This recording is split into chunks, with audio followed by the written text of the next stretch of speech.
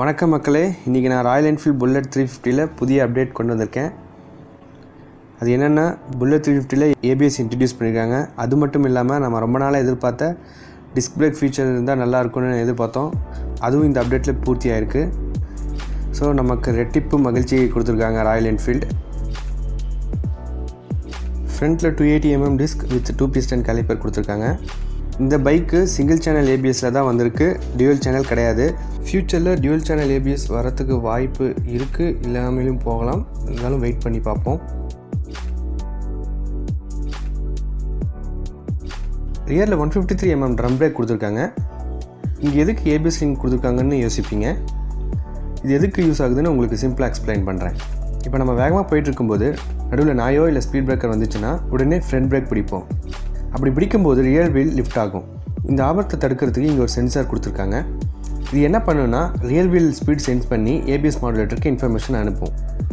இப்போ நம்ம front brake பிடிக்கும்போது ரியர் வீல் லிஃப்ட் ஆகுமான்னு சென்சார் ஏபிஎஸ் மாடுலேட்டருக்கு இன்ஃபர்மேஷன் அனுப்பும். அந்த சமயத்தில் ஏபிஎஸ் மாடுலேட்டர் என்ன பண்ணுன்னா, ஃப்ரண்ட் பிரேக்குக்கு ப்ரெஷர் கம்மி பண்ணி கொடுக்கும். ஸோ ரியர் வீல் லிஃப்ட் ஆகுறதுலேருந்து தடுக்க உதவுது.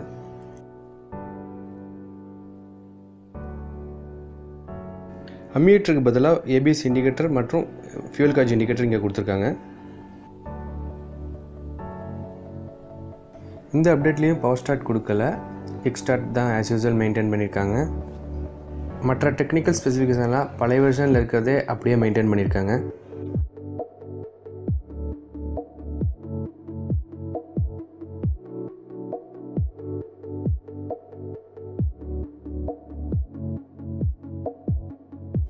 சென்னையில் இந்த பைக்கோட ஆன் ரோட் ப்ரைஸ் பார்த்தீங்கன்னா 1,39,716. அடுத்து நம்ம பார்க்க போகிறது எலக்ட்ரா 350 ஆர் புல்லட் 350 ES. இதுலேயும் சிங்கிள் சேனல் ஏபிஎஸ் கொண்டு வந்திருக்காங்க. ஃப்ரண்ட்டில் 280mm disk with 2 piston calliper கொடுத்துருக்காங்க. ஸ்டாண்டர்ட் 350ல் பார்த்த அதே ஃபீச்சர்ஸ் தான் இதுலேயும் கொடுத்துருக்காங்க. ரியர் ட்ரம்மில் சென்சார் கொடுத்துருக்காங்க. கிளாசிக் 350ல் இருக்கிற மாதிரி எலக்ட்ராவில் ரியர் டிஸ்க் பிரேக் ஃபீச்சர்ஸ் கொடுக்கல, அதே ட்ரம் பிரேக் தான் மெயின்டைன் பண்ணியிருக்காங்க. எப்போவும் ராயல் என்ஃபீல்டு எலக்ட்ரா 350யை கண்டுக்கவே மாட்டேங்கிறாங்க. கிளாசிக்ஸில் பார்த்திங்கன்னா நிறைய கலர் வேரியன்ஸ் இருக்கும், ஆனால் எலக்ட்ராவில் வெறும் 3 கலர் வேரியன்ஸ் தான் இருக்குது. இதுக்கும் நிறைய கலர் வேரியன்ஸ் கொடுத்தீங்கன்னா மக்களும் நிறைய விரும்பி எலக்ட்ரா 350யும் வாங்குவாங்க. சென்னையில் இந்த பைக்கோட ஆன் ரோட் ப்ரைஸ் பார்த்திங்கன்னா 1,55,216.